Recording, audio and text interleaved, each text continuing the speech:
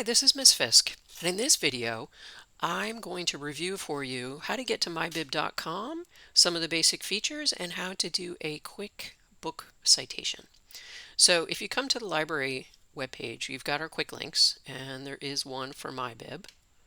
So you just click on that, and then notice that there's a little box that says sign in with Google. So click that because that will allow you, once you've done all your citations, to export all your stuff to Google Docs. So you can send your bibliography right to Google Docs. So make sure you're using your school account. And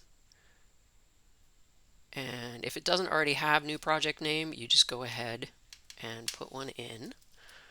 I'm going to call this Mongol project, or Mongols project, because that's what I'm doing in history class. So we're all set there. Make sure that you pay attention to the citation style. So this is for history, and I know history uses Chicago Manual of Style. Now, the difference between author date and full note. Author date, you can kind of go back and forth, and I'll show you that in a minute. Author date will give you your parenthetical citation for you. You'll see in a minute. So I'm going to click Create Citation, and I know I want to do a book one. So I'm going to click where it says book, but you'll notice you can also do a website, you could do a journal, video, and then there's a button that says more, which has many more options, but we're just doing a book right now. So I can either put a title in here or I can enter manually. I just want you to see what enter manually looks like. You put in the book author, the title, date published, publisher, and publication place. Those are the main elements that you have to have.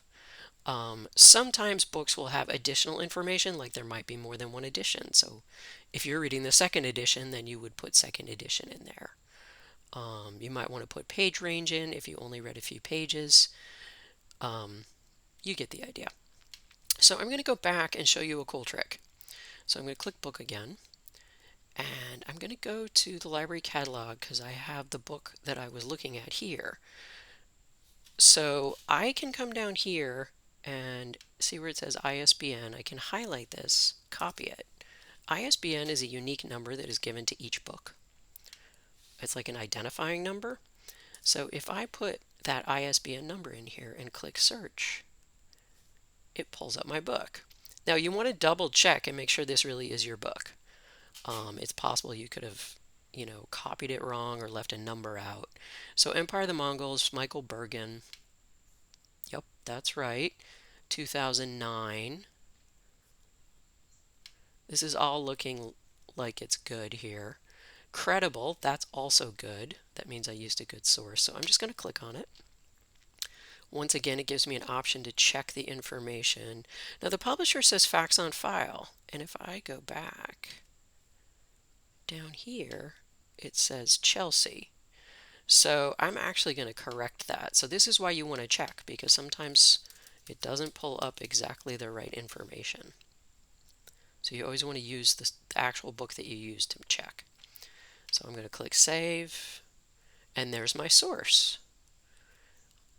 And there, if I were quoting directly from this in the body of my essay, or if I paraphrased and wanted to give credit for those sentences that I paraphrased, I would just put these parentheses in, and then we would know what book I used. Now, this is kind of cool. If you come to, that's not the right one. Details. Now here where it says Chicago Manual of Style. Now if I choose full note, like say your teacher wants you to do footnotes. So instead of author date, I'm going to put in footnote. And look, it's giving me the footnote that I would put in my paper. So that's kind of cool. So you can switch back and forth for whichever one you need. I'm going to leave it on author date for now. So that is how you log into mybib.com, create your first citation. That's how you do a book citation.